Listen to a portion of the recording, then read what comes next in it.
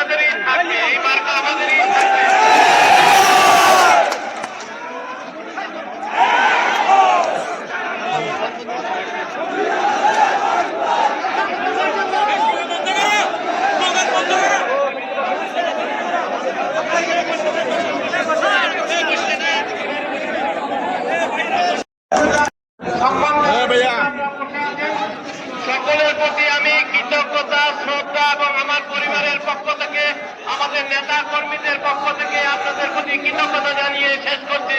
ধন্যবাদ সবাইকে।